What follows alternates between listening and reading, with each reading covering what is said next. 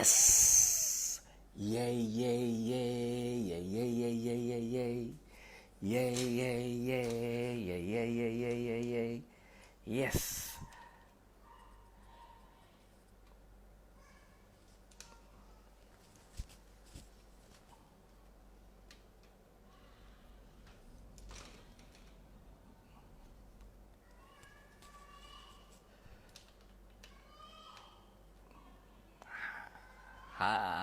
Ini kelihatan ya, beda. Yes. Oke.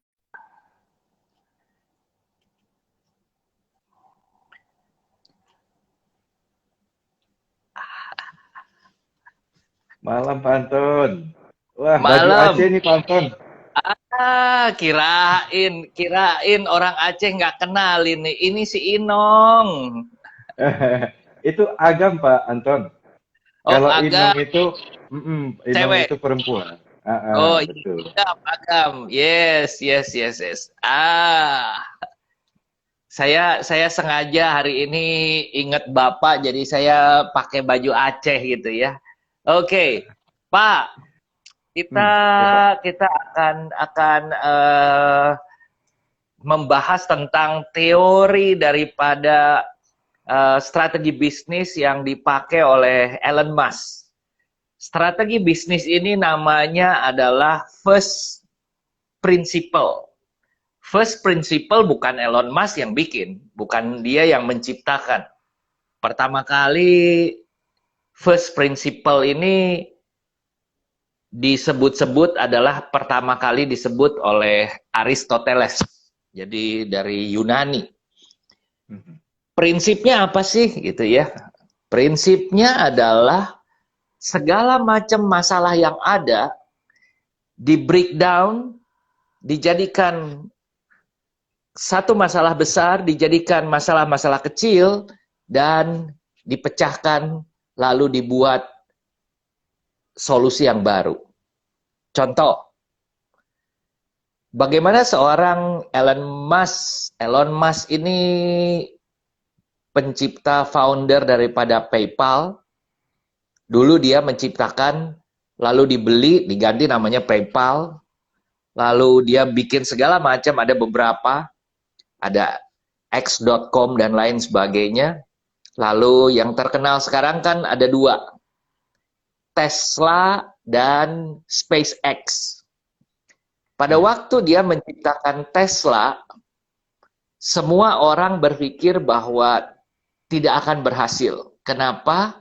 Karena baterai Tesla ini adalah diciptakan karena ada masalah dengan bahan bakar. Bensin satu hari akan habis gitu ya. Kalau bensin satu hari akan habis, lalu bagaimana mobil-mobil nih gitu ya. Lalu Betul. si Elon berpikir, apa yang harus dilakukan? Kalau begitu adalah solusinya kepada baterai. Masalahnya apa? Baterai itu problemnya baterai, mobil baterai, masalahnya cuma satu, yaitu baterainya mahal, sehingga biayanya itu mahal. Disebutkan waktu itu di dalam contoh bahwa baterai mobil harganya 600 US dollar per kilowatt. Lalu si Elon ini, yang lain dia bukan pencipta mobil baterai, dia bukan pencipta, tapi dia yang memecahkan masalah. Lalu dia memecahkan masalah baterai yang 600 US dollar ini, dipecahkan menjadi elemen-elemen kecil dan ketemu permasalahannya. Kalau dia bikin sendiri, semua baterai daripada mobil listrik yang ada itu beli dari pabrik baterai. Dan pabrik baterai, cara belinya juga komponen per komponen. Seperti dengan pesawat terbang. Pesawat terbang itu Boeing, Airbus, dia tidak bikin semua sendiri. Dia beli dari yang mana-mana, dikumpulkan lalu dirakit gitu ya. Nah, si Elon ini berhasil menciptakan baterai yang normalnya 600 US dollar menjadi 80 US dollar. Apa yang terjadi? Harga mobil listrik turun. Nah, ini pemecahannya.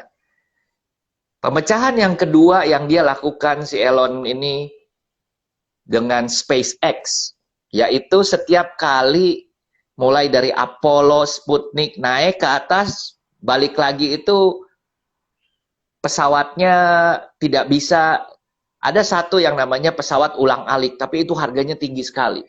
Setiap pesawat yang ke atas lebih murah dibuang daripada dibalikin lagi, karena teknologi dan lain sebagainya.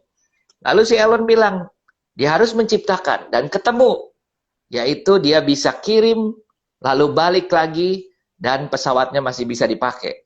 Sehingga harganya murah, tinggal 1/10 saja daripada pesawat yang dibuang-buang karena harus bikin lagi gitu ya.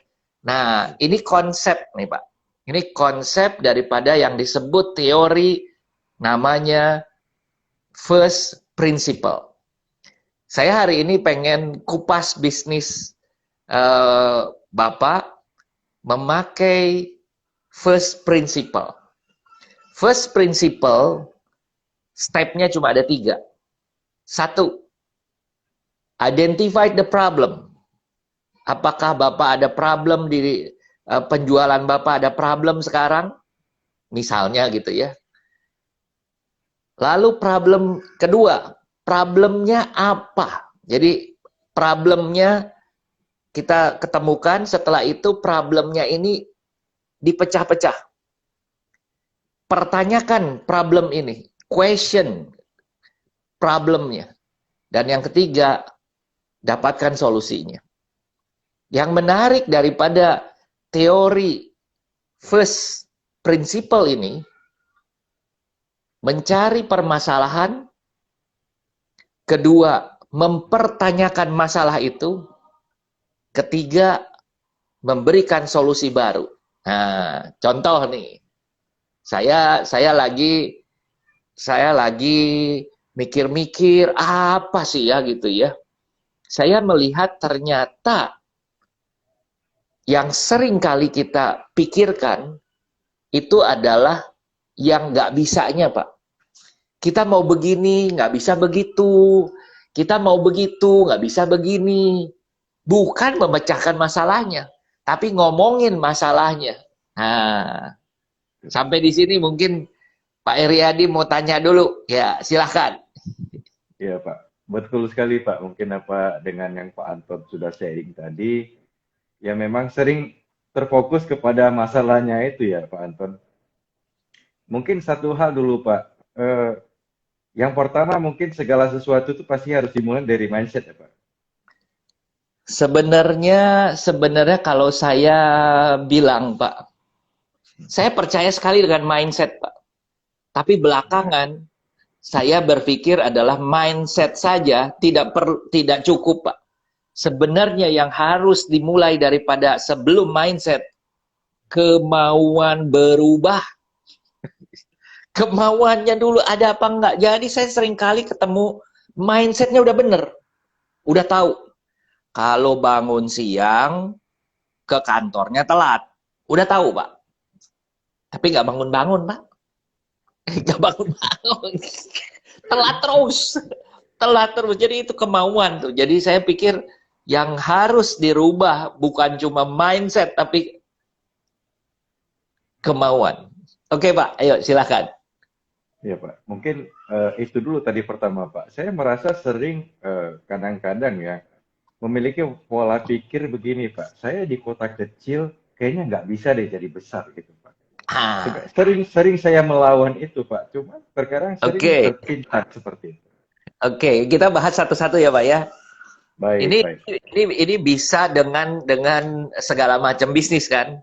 Pokoknya adalah problemnya satu. Kita ada di kota kecil. Kalau ada di kota kecil, bagaimana kita bisa mau berkembang melawan kota besar? Begitu ya Pak ya? Benar. Satu, segmen pasarnya terbatas. Kedua, yang belanja segitu-segitu aja, buying power terukur dan lain sebagainya. Ini kan masalah. Iya, Nah, benar. first principle mengatakan, break down your problem.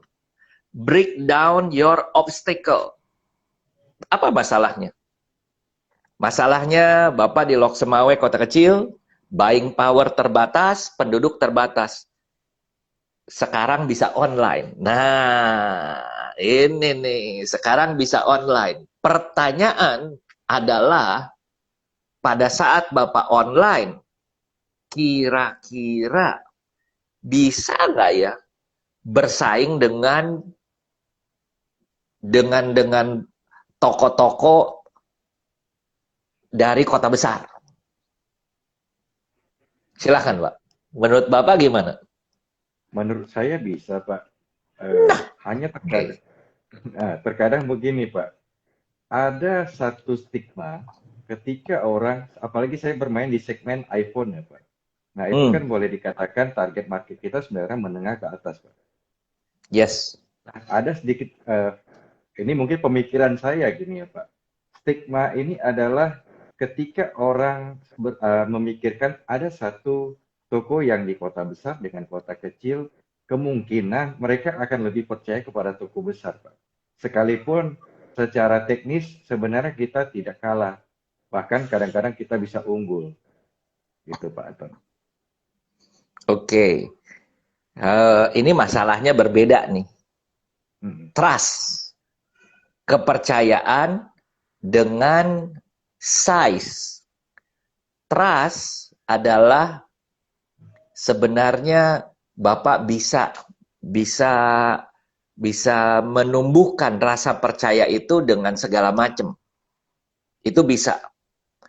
Trust cross the border. Orang bisa lebih percaya ke Bapak bukan persoalan Bapak ada di mana, tapi siapa Bapak. Pak Eriadi bukan Pak XYZ.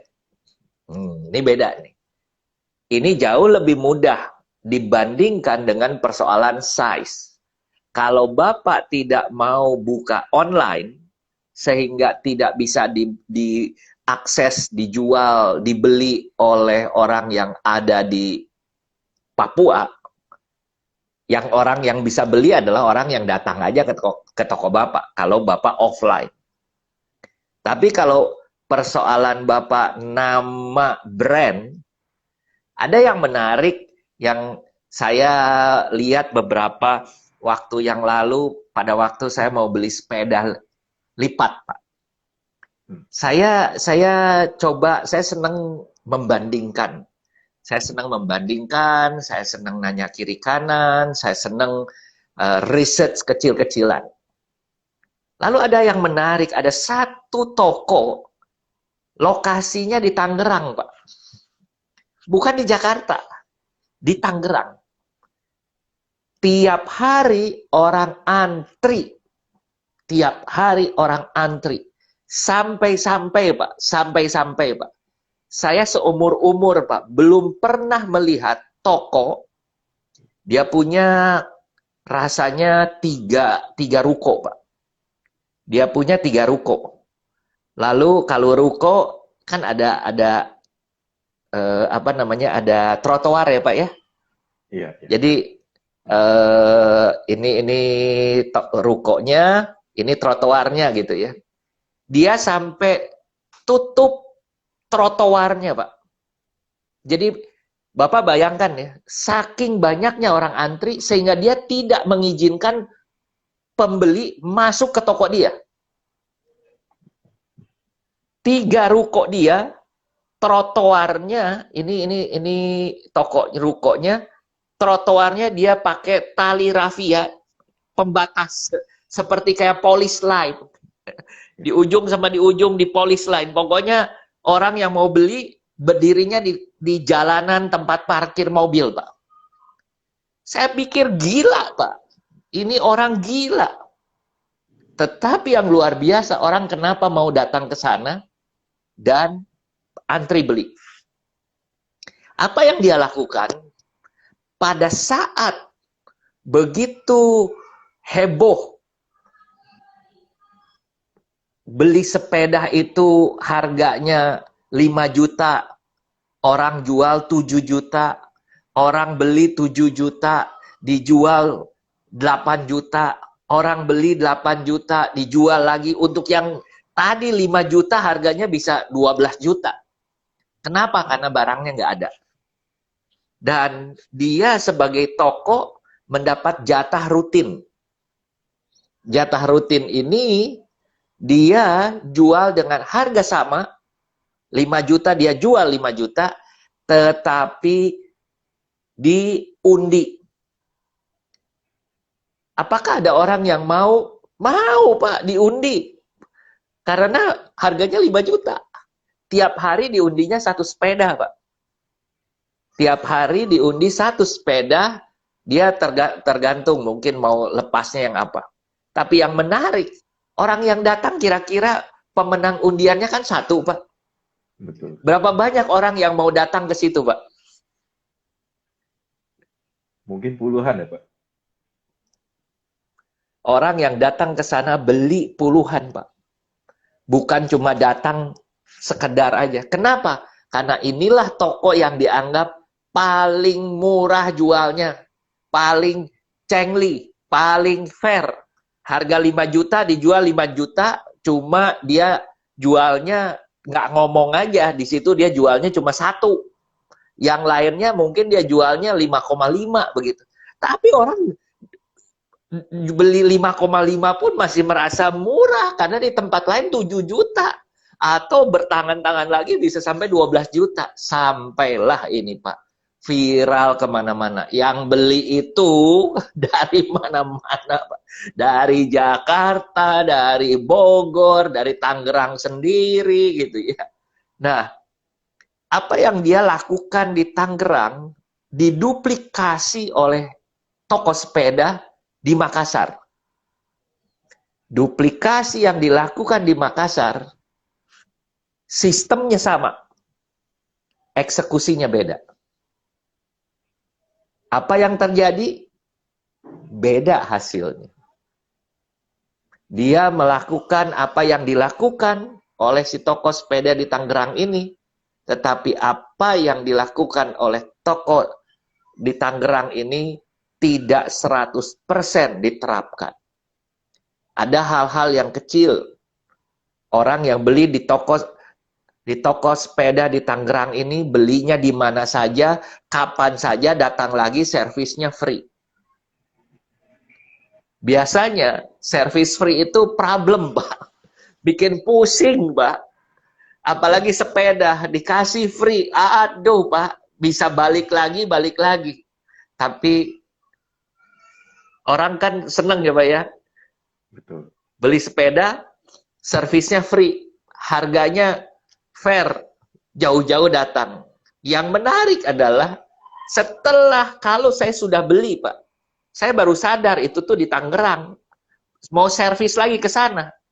Servis di tempat saya ada, Pak. Ya nggak ke sana, Pak, ke tempat yang deket gitu kan, Pak.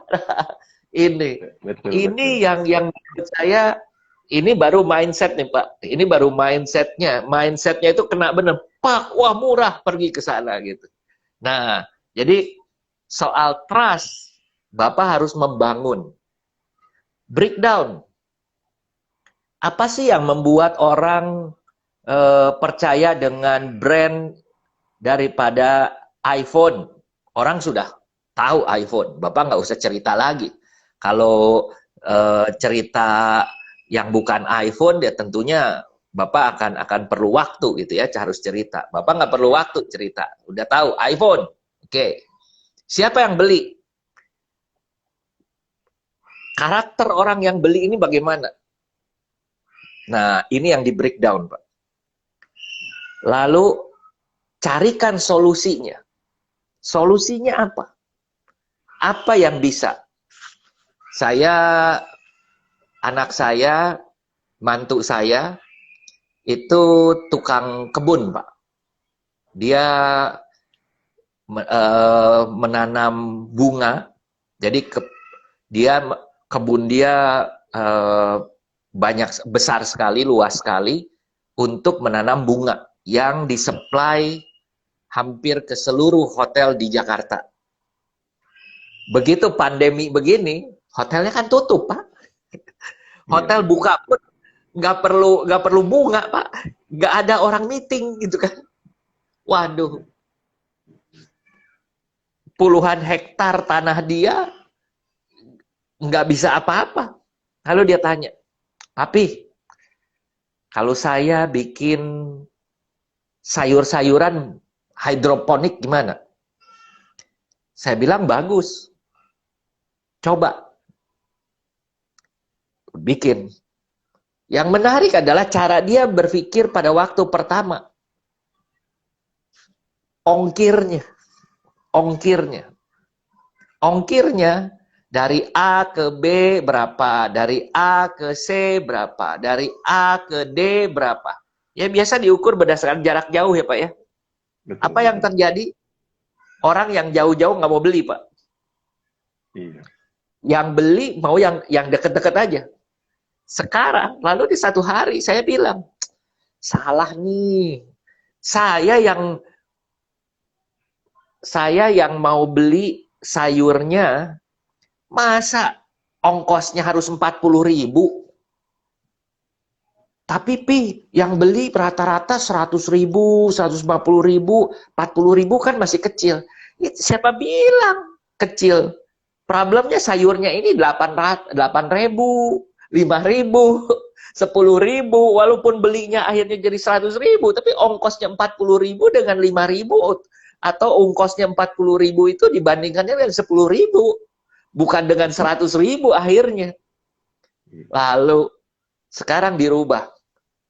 Ongkos kirim kemana saja Jakarta Raya 10.000. Apa yang terjadi efeknya Pak? Pus! Sampai Meningkat, Pak. ditolak-tolak.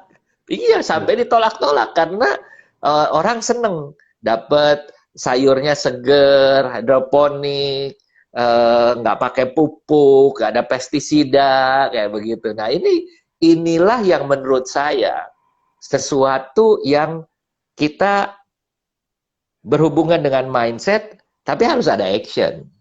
Mindset tanpa action, forget it. Oke, Pak, ini udah identifikasi nih dua nih, menarik. Satu, bisa keluar kota karena online. Iya. Dua, persoalan kepercayaan. Bapak bangun kepercayaannya. Bangun kepercayaannya dengan apa ya? Apa saja harus dimulai. Apa saja harus dimulai. Ketiga, ayo, ada apa lagi, Pak? Nah, untuk manajemen, Pak, sementara memang saya merasa masih semuanya manual, Pak. Akhirnya saya menemukan di sini banyak habis waktu, Pak. Karena saya harus cek satu persatu lagi. Terkadang saya harus turun tangan lagi, Pak. Banyak hal-hal yang saya delegasi, tapi tidak terkerjakan dengan baik, Pak. Saya baru berpikir untuk membangun satu sistem atau membeli sistem agar bisa mengefisiensi waktu, gitu. Hmm. Problemnya apa? Apa yang Problemnya selama membuat ini Bapak, ya, masih membuat manual, Pak. Bapak, ya, manualnya itu dalam hal apa? Akunting, Pencatatan, akuntingnya, stok, termasuk, stok. Pak. Mhm. Nah, Bapak sekarang itu ada yang simple-simple ya Pak ya, itu POS. Mantu saya adalah founder, co-founder, dia berdua dengan temennya, bikin Moka Pak. Moka ini saya nggak tahu apakah bisa buat Bapak atau tidak. MOKA. Sekarang itu diakuisisi full 100% oleh Gojek.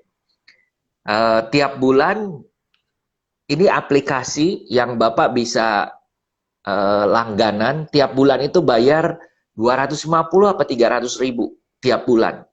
Di situ ada stok, ada pencatatan tiap kali keluar harganya berapa dan lain sebagainya. Ini saya cuma ingatnya Moka, tetapi di luar sana masih banyak sistem-sistem yang seperti begini. Yang Bapak perlukan adalah akuntansi keuangan yang simple, tidak terlalu ruwet. Kedua adalah stok. Betul ya, Pak? Betul, Ya. betul. Oke, ini menurut saya perlu. Kenapa? Karena dengan seperti ini, saya berpikir, karena tadi Bapak kan bilang, saya dari kota kecil, kalau kirim bagaimana? Nah, saya pernah punya problem pengiriman itu adalah di soal ongkos kirim. Kalau Bapak kirim dari Lok Semawe ke katakanlah ke Jakarta, dibandingkan dengan stok Bapak ada di Jakarta, itu akan lebih murah tentunya lokal Jakarta dibandingkan dari Lok Semawe ke Jakarta. Betul. Bapak nanti harus bikin satu perbandingan. Pada saat jualan online itu, apakah Bapak bisa nembus ke pasar Jakarta atau tidak? Begitu bisa nembus ke pasar Jakarta, artinya Bapak harus punya stok, split stok. Di tempat Bapak sekarang dan di tempat silo-silo, lumbung-lumbung. Supaya Bapak bisa masuk penetrasi ke daerah sana. Ini menarik. Pak, sambil ini ada pertanyaan, kita lihat dulu ya Pak ya. Boleh, Pak. Dari Batik Wijaya, apakah bisnis terbaik di masa pandemi adalah memecahkan masalah sosial di sekitar kita? Menurut saya bukan soal itu. Soal memecahkan masalah sosial tidak menjadikan bisnis. Kecuali masalahnya misalnya daur ulang sampah, lalu apalagi yang ada di sekitar sana. Yang menarik lagi adalah ada satu, bahwa sekarang ini yang masih spending, Pak, yang masih spending adalah orang-orang segmen bawah. Jadi segmen bawah ini, kemarin saya dengar dari handphone dari China, dia mengatakan bahwa yang laku itu adalah di daerah. Jakarta drop, kota besar drop, kota-kota kecil meningkat. Penjualan selama bulan Juli sama besarnya dari Januari sampai Juni. Waduh, itu luar biasa ya Pak. Gede banget berarti. Berarti itu recovery. Saya nggak tahu kenapa. Mall di Jakarta kelas bawah rame, kelas menengah kurang dari 50%, kelas atas kurang dari 30%. Fashion, saya ada teman fashion, baju-baju laki perempuan, untuk pertama kali sales di luar Jakarta mengalahkan Jakarta, Pak. Biasanya kan Jakarta menang terus.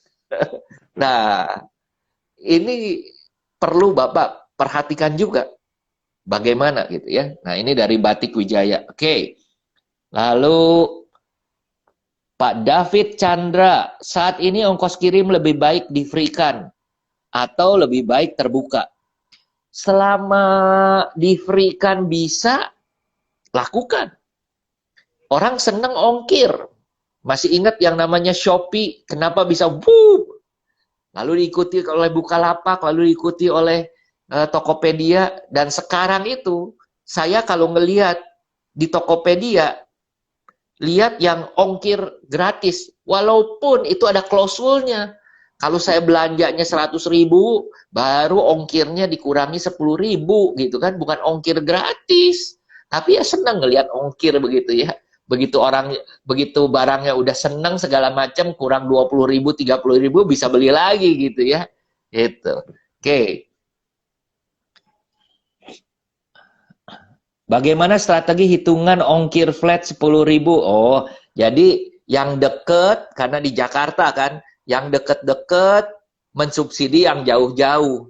Yang jauh-jauh itu ternyata mereka juga nggak terlalu banyak. Sebelum melakukan ongkir flat tadi yang sayuran 10.000, saya minta mantu saya untuk melakukan riset. Berapa banyak? Seperti di Jakarta ya Pak. Seperti di Jakarta, ongkos kirim, waktu itu saya diskusi dengan beberapa courier company, ekspedisi,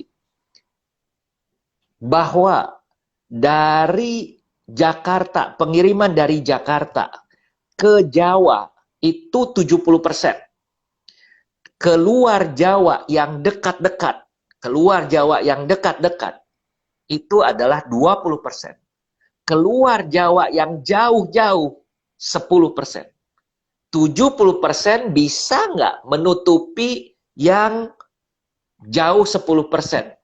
Kalau bisa, dan kalau nggak bisa, ya tentu strateginya harus dirubah gitu ya. Oke. Betul. Bentar ya Pak Eriadi, ini satu lagi nih. Ya, silakan. Kaos kaki Kiva. Kaos kaki Kiva. Oh iya ya. Ko Betul, Anton, Rian. terkait sayuran tadi, bagaimana caranya bisa flat rate ongkos kirim? Apakah subsidi silang? Ya, subsidi silang. Ada lagi, terakhir, satu. AM Junianto Tunggal. Kalau cash on delivery gimana Pak? Karena yang cash on delivery persentase batalnya lumayan tinggi. Betul. Saya sebenarnya eh, kenapa dimulai dengan ada yang namanya cash on delivery? Karena ketidakpercayaannya tinggi. Sekarang strateginya dibalik.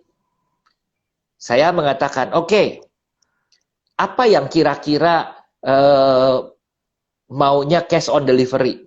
Kebanyakan adalah baju. Kalau kita beli yang namanya earphone, kita beli baterai, beli kabel, udah kelihatan seperti begitu. Kita tidak punya kesempatan untuk coba-coba dulu 2-3 hari, enak enggak baru bayar gitu kan, nggak mungkin ya Pak. Betul.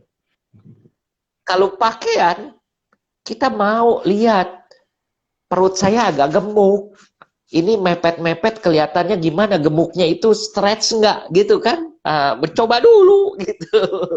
Itu. Nah, kalau seperti begitu, bikinlah yang jelas. Saya lebih cenderung cash on delivery, problemnya banyak. Saya cenderung untuk tidak. Tetapi sebaliknya, kalau saya mau jual tidak lewat marketplace, saya akan mengatakan, oke, barangnya saya kirim dulu baru bayar. Supaya orang percaya. Tapi kalau terus-terusan cash on delivery, tidak menguntungkan, Pak. Apakah yang sayuran sistemnya pakai reseller? Jika iya, atur pricing strateginya gimana? Tidak pakai reseller sementara ini, tetapi akan bikin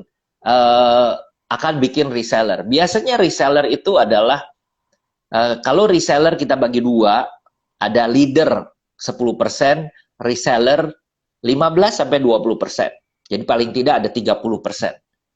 70% adalah owner. Dan itu strategi harganya kurang lebih yang sehat adalah seperti itu. Pak Iriadi, sebentar satu lagi ya, ini yang terakhir. Kebanyakan anak SMA yang tidak punya M-Banking dan Payment Gateway jadi pada bayar di tempat. Saya melihat kalau dari 10, 3 adalah tidak jadi, tinggal sebenarnya persentase ini bisa ketutup atau tidak. Kalau bisa ketutup, nggak apa-apa. Kalau nggak bisa ketutup, ya jangan gitu ya. Pada akhirnya bisnis itu harus menguntungkan. Oke, Pak Iriadi, kembali lagi ke Bapak. Oke. Iya, Pak. Apa lagi nih kira-kira tadi takut nggak percaya, masa sih orang nggak percaya kepada Pak Iriadi? Pak Iriadi Thomas loh.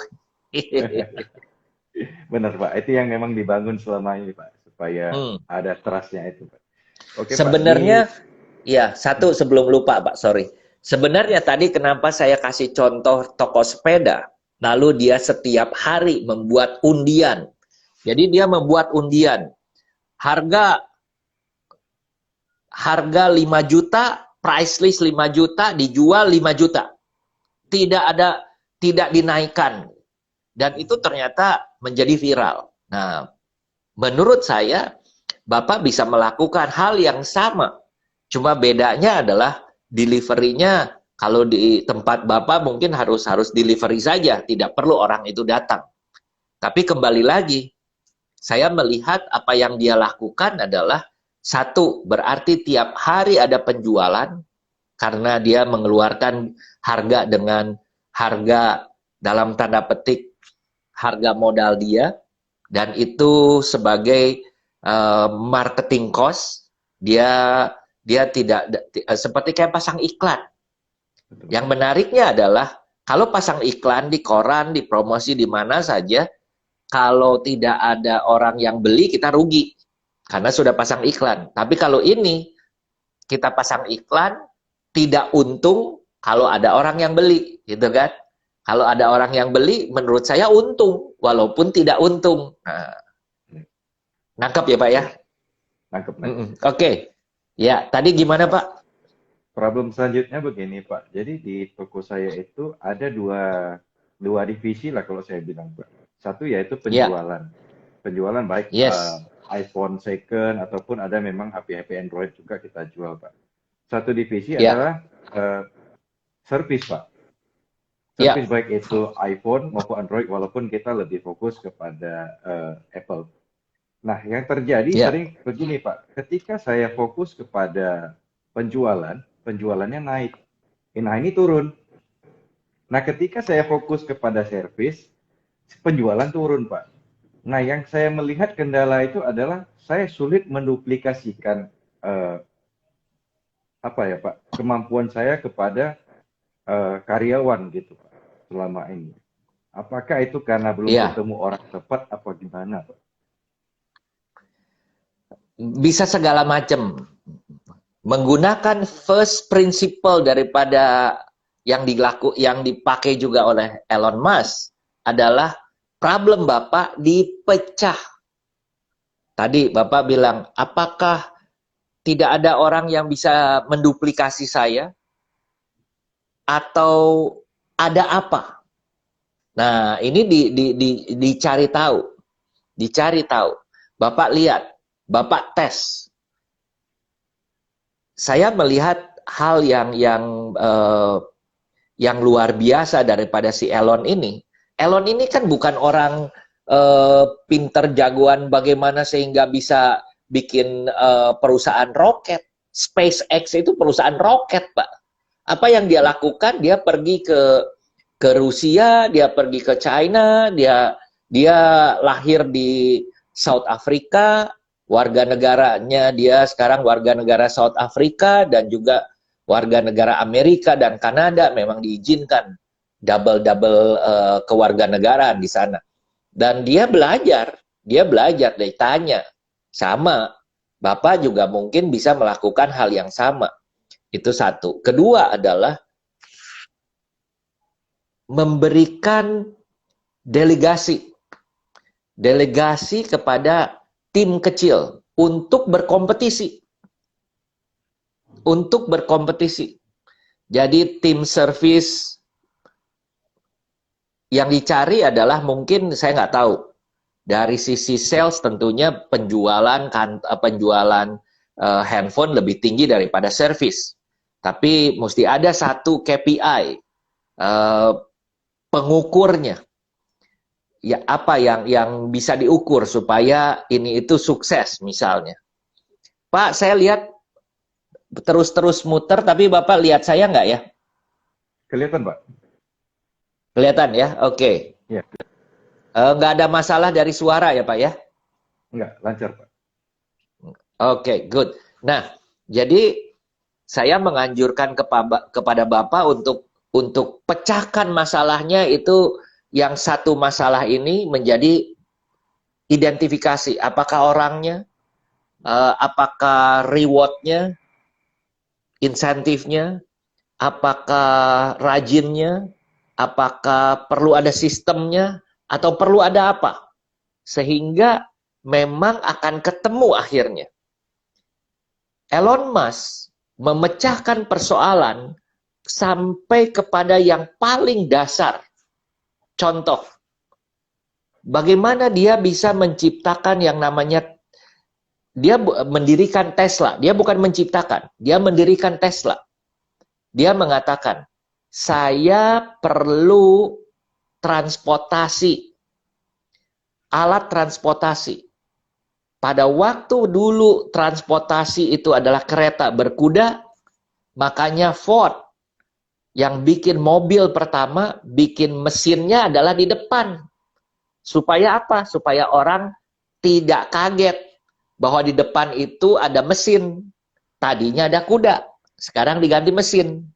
Coba kayak VW Beetle atau mobil VW itu beberapa, dulu saya punya mobil VW, mesinnya di belakang gitu ya, dibuka di depan, saya kaget pertama kali, kok nggak ada mesinnya gitu ya, karena mesinnya di belakang. Nah, bisa dibayangkan Ford memakai satu logika bahwa kendaraan mobil pertama itu adalah mesinnya ada di depan, karena analoginya dari kuda, kereta berkuda. Tesla tidak melakukan perubahan yang mendasar. Yang dia lakukan adalah bagaimana transportasi ini mobilnya tetap sama, tetapi dia mulai melakukan yang namanya baterainya itu. Saya pernah coba mobil Tesla, saya pernah coba bandingkan mobil Tesla lalu dengan mobil listrik yang ada di Jepang, di China. Ternyata problem pertama yang kita shock adalah, yang kita was-was adalah, kalau baterainya habis ngisinya bagaimana. Jadi mobilnya nggak bisa dipakai terlalu jauh, karena mesti ingat pulangnya juga mesti bensin, bukan bensinnya, baterainya, listriknya masih ada. Bisa dibayangkan, Pak. Jadi kalau itu permasalahan gitu ya. Dan dulu itu saya pernah pertama kali naik mobil listrik yang mobilnya itu hanya bisa 50 km. Sekarang sudah 400, 350 km. Berarti udah peningkatannya udah jauh. Dan ini dipecahkan, harga itu makin lama makin turun, dipecahkan dengan problem-problem yang ada dan dipertanyakan. Ada problem seperti ini, dipertanyakan. Bagaimana kita bisa bikin lebih baik? Apa masalahnya? Kenapa pada waktu Bapak promosi di A, yang di B-nya turun? Apa yang terjadi? Kalau perlu sekarang Bapak bermainnya tadinya adalah ininya dipromosiin, ini nggak dipromosiin. Oh, berarti harus dipromosiin bareng-bareng. Oke, Pak. Kurang lebih next. Apalagi? Pak, saya bacain pertanyaan dulu ya, Pak. Iya, boleh. Untuk sayuran tadi, cara cari marketnya gimana? Cara cari marketnya di Instagram. Promosinya lewat mana? Promosinya masih lewat Instagram. Dan ternyata Instagram ini juga powerful. Blur. Wah. Tadi mungkin, Pak.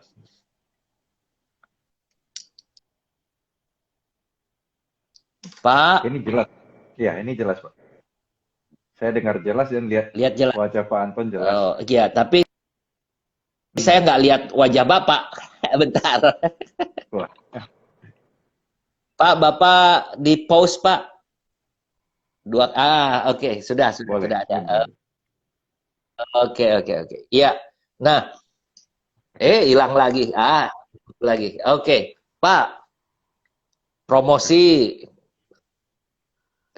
ada HRD ya, human resources itu biasa problem. Apalagi, Pak? Nah, saya berpikir belakangan, Pak, saya ingin memisahkan penjualan ini dengan servis, Pak.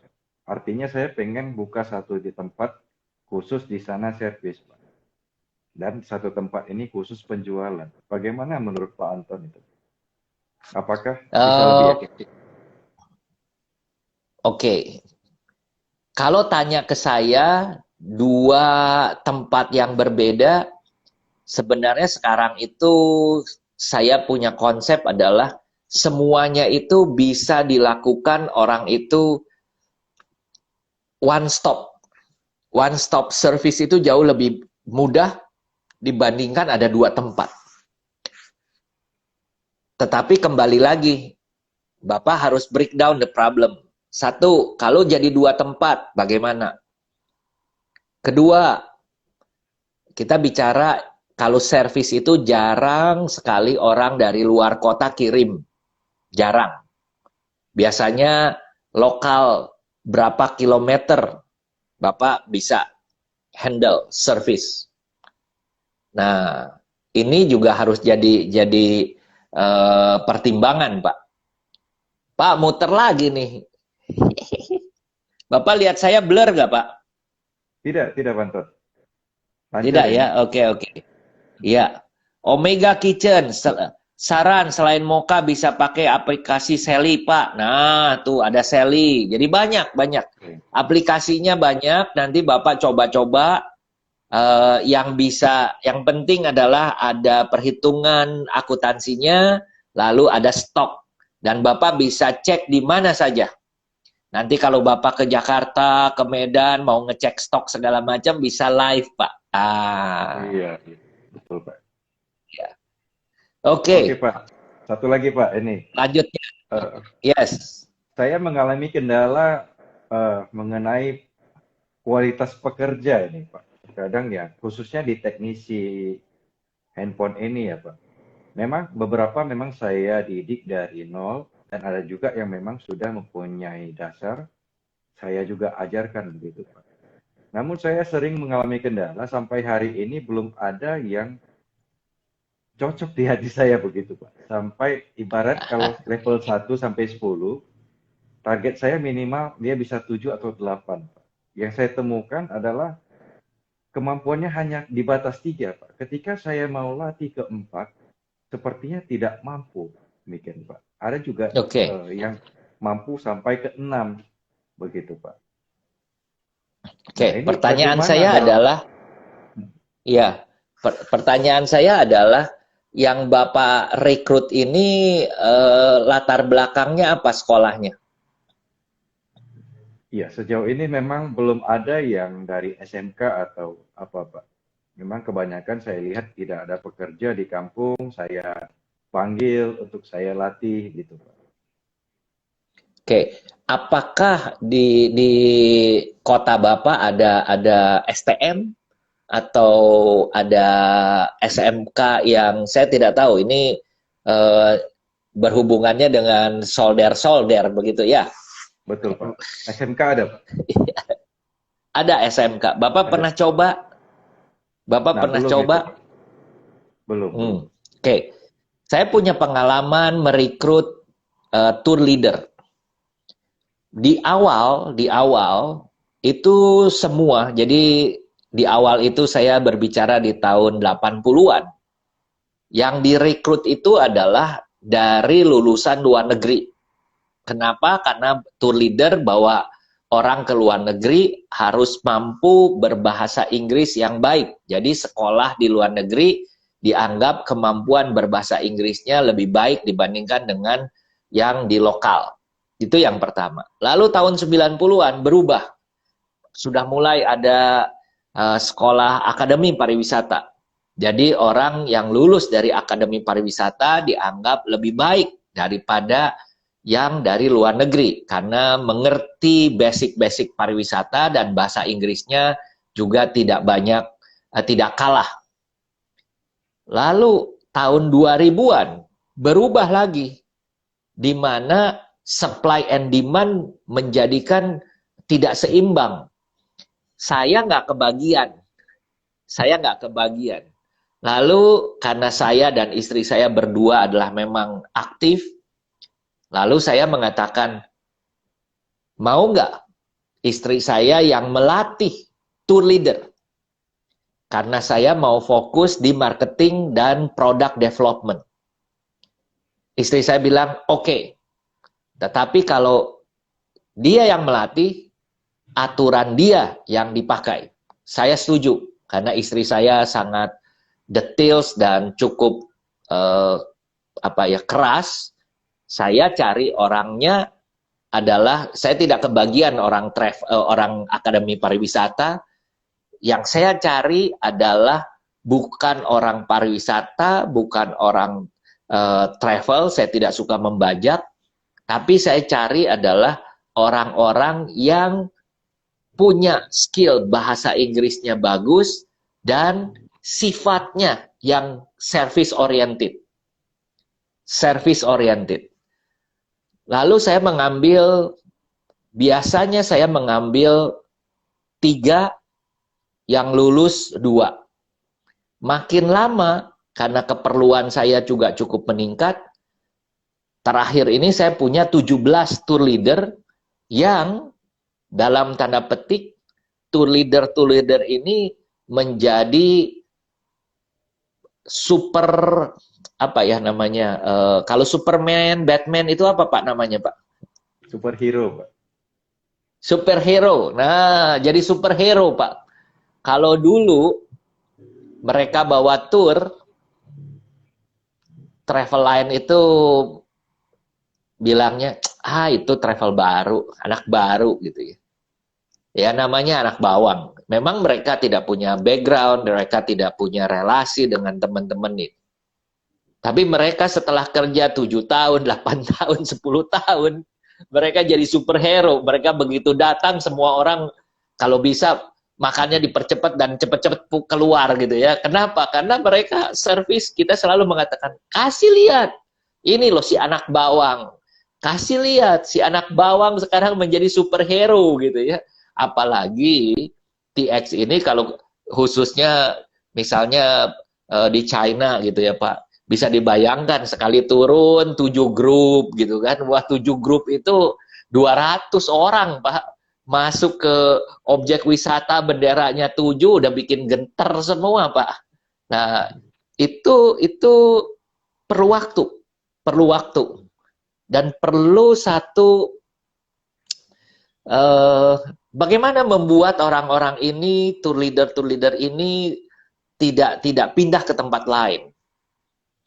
Ini juga nanti Bapak akan ketemu orang yang Bapak latih nanti pindah ke tempat lain gitu ya. Udah pinter pindah ke tempat lain. Nah, inilah yang perlu kita penuhi. Penuhi kebutuhan, penuhi pekerjaannya, karena tour leader ini kalau gaji itu adalah minim. Tapi kalau bawa tour ini tambahannya lumayan. Ditambah lagi kalau bawa tour itu selain ada uang tip yang sudah diambil, tapi tamu itu biasanya nambah lagi gitu ya. Nah, itu menjadikan pinter-pinternya tour leader yang sudah pasti dapat tipping misalnya $3 per hari per tamu, bagaimana tamu yang sudah bayar ini dirayu-rayu sehingga tamunya ini dengan sukarela mau nambahin lagi tippingnya gitu kan ya. Ya itu kan jago-jagonya, sehingga makin lama makin jago Pak. Makin jago bagaimana mendapatkan uang tambahan tanpa kelihatan sebagai seorang yang minta-minta gitu ya, karena haknya sudah diberikan. Dan peserta tur Indonesia itu sangat-sangat mudah untuk jatuh hati begitu. Itu Pak, kalau menurut saya Bapak harus melakukan berbeda daripada yang sudah-sudah. Jangan melakukan hal yang sama-sama terus. Oke Pak. Pak, thank you banget ini Pak. Waktu kita masih ada Pak. Ini ada ini Pak. COD nggak apa-apa batal 30% kalau omset naik ratusan persen. Setuju. Kalau cuma 30% menurut saya COD kalau bisa meningkatkan itu tidak masalah. Terbukti di Amerika itu punya peraturan semua barang yang dibeli 30 hari boleh dikembalikan, no question asked, tidak dipertanyakan. Jadi banyak sekali pelajar-pelajar di Indonesia yang masuk ke butik-butik pakai weekend ke pesta, setelah itu make sure tag-nya semua, label harganya masih ada, nggak usah dicopotin dulu, jangan sampai rusak, dikembalikan lagi. Hari Jumat beli, hari Sabtu dipakai, hari Minggu, hari Senin dikembalikan gitu ya.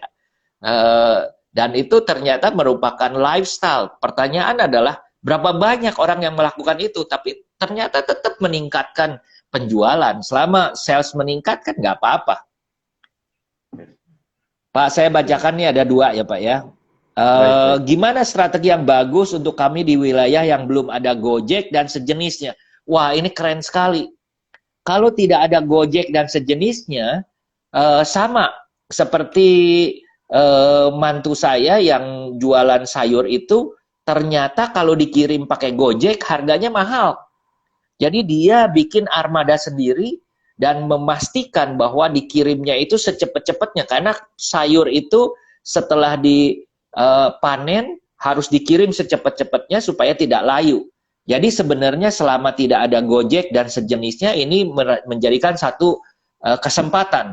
Dan kalau saya ada di daerah itu, saya akan invest 2 motor, 2 ojeknya buat ojek, dan saya akan lihat di tetangga saya, ada nggak yang punya masalah seperti saya, tidak bisa nganterin. Nah, saya akan bilang ke dia, mau nggak dianterin? Biayanya berapa? Nah, tinggal ngomong ke situ kan ya Pak. Jadi that's another opportunity gitu. Ini poin-poin apa saja yang harus dilakukan oleh pebisnis untuk mengawali usaha selain produk. Nah, ini.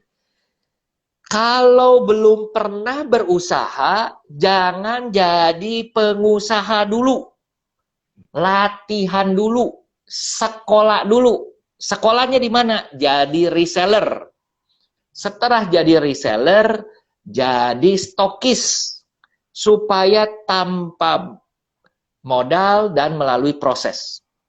Oke, Pak Iriadi, ini nggak kerasa nih, udah 1 menit lagi.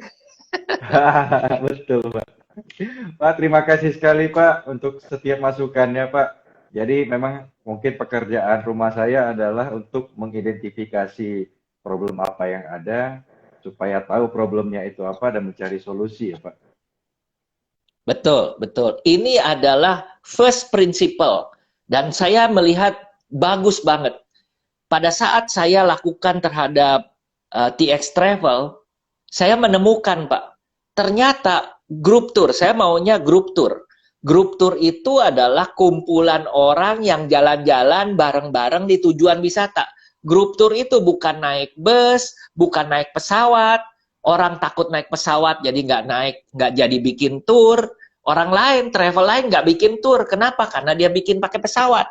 Orang lain tidak mau ikut grup tournya. Kenapa? Karena dia pakai bus. Saya pakai mobil masing-masing, Pak. Ke Tanjung Lesung, Pak. Kalau Bapak perhatikan, saya ngomongnya Tanjung Lesung lagi. Hanya 4 jam dari Jakarta, ternyata it's work. Bulan September ini saya ada 3 grup lagi.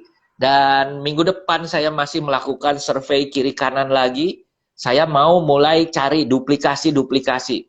Karena pada akhirnya, bisnis itu yang menggerakkan adalah action.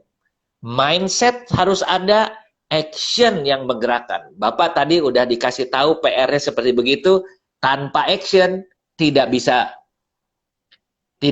solve the problem. Gitu ya Pak ya? Mudah-mudahan bisa ada pencerahan, teman-teman yang lain juga ada pencerahan. Saya lagi berpikir mungkin, saya nggak tahu, ini lagi senang aja dengan first principle. Menurut Bapak bagaimana Pak? First principle ini, teorinya first principle dan penerapannya menjadi strategi. Sepertinya sangat bagus ya Pak, karena mungkin dia meminta kita untuk menjabarkan setiap problem yang ada Pak. Mungkin dengan demikian kita lebih gampang untuk men-solve. Yang selama ini mungkin kita anggap adalah satu problem. Sehingga mungkin kalau dibagi 5 kita lebih gampang mungkin Pak ya. Selesaikan satu. Sehingga pelan-pelan menemukan titik terangnya saya pikir Pak. Betul. Ada satu gambaran yang mengatakan bahwa sekarang ini masalahnya. Lalu dipecahkan, lalu berubah menjadi B. Dari A menjadi B. Pak, tinggal 22 detik lagi. Oke, Bapak ada yang mau dikatakan sebelum berakhir? Ya, thank you.